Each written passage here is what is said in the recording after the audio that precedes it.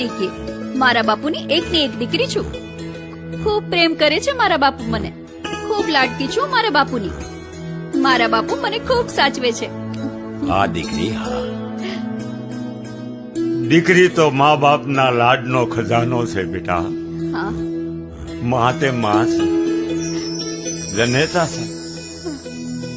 માનો પ્રેમ અમાપ છે દીકરી.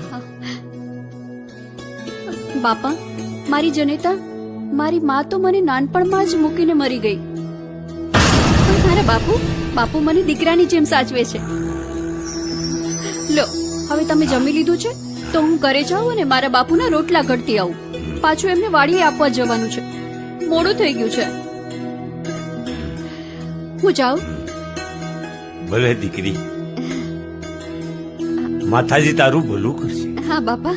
તારું હારું થાય.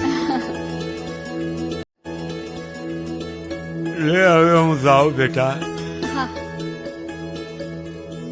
હા. હવે જ્યાં મારા ભાગ લઈ જાય ના જાઓ. અરે બાપા, તમારું શરીર બીમાર છે. તમારો પરિવારનો કબીલો છોડીને ક્યાં જશો?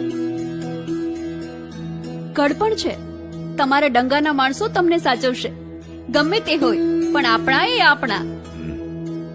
દીકરી, મારા હતા એ મને મૂકીને વૈયા ગયા. મને ભૂલીને હાલતા થઈ ગયા. અહીંયા મારું કોઈ નથી. હું પરદેશી, બેડવો દેવી બુઝક. મારી ગાંઠે ગ્રથ નહીં, રહેવાનો આશરો નહીં, ખાવા રોટલો નહીં. મારું કોઈ નથી દીકરી. અરે બાપા, જેનું કોઈ નહીં હોય એનો ભગવાન હોય છે. હું રોજ મારા બાપુનું ભાથું લઈને વાડીએ જાઉં છું. સાથે તમારું પણ એક રોટલો ઘડતી આવીશ. પહેલા તમારી ઝૂંપડીએ એક રોટલો પોગાડીશ અને પછી મારા બાપુનું ભાથું વાડીએ લઈ જઈશ. ધન્ય છે દીકરી, ધન્ય છે તારા માતા પિતાને, ધન્ય છે તારી હંદરીનો બેન. બાપુ, તમે ઝૂંપડી જઈને આરામ કરો. હું મારું કામ કરું. ભલે દીકરી, મેલડી માતાજી તારું હારું કરશે. બાપા, હે મારી દેવી મેલડી, તમે મને આજે મારી દીકરી હજી કેમ ન આવી? બહુ વાર લગાડી.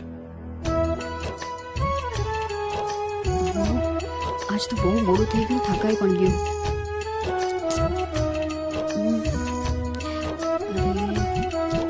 બાપુ પણ રાહ જોતા હશે ને. એટલે બાપા મળી ગયા. બિચારા બહુ ભલા હતા. સારું.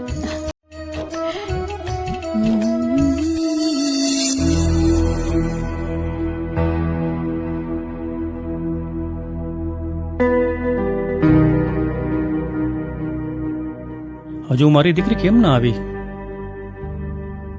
કેમ મોડું થઈ ગયું? નક્કી કંઈક કામ આવી ગયું હશે. હાલો કામે લાગી જાઉં. ઓહો, આજ તો બહુ જ મોડું થઈ ગયું. બાપુ રાહ જોતા હશે. અરે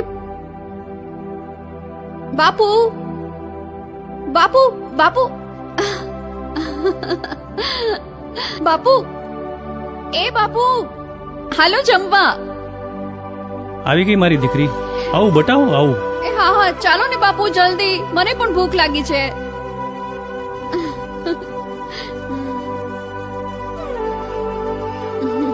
બાપુ, એકલા એકલા કોની સાથે વાતો કરી રહ્યા છો? અરે બેટા, અરે બેટા, વાહ સાથે વાતો કરતો હતો. પણ બેટા ઈ મને કે તને આવતા આટલું મોડું કેમ થયું? કોઈ મહેમાન આવ્યા હતા?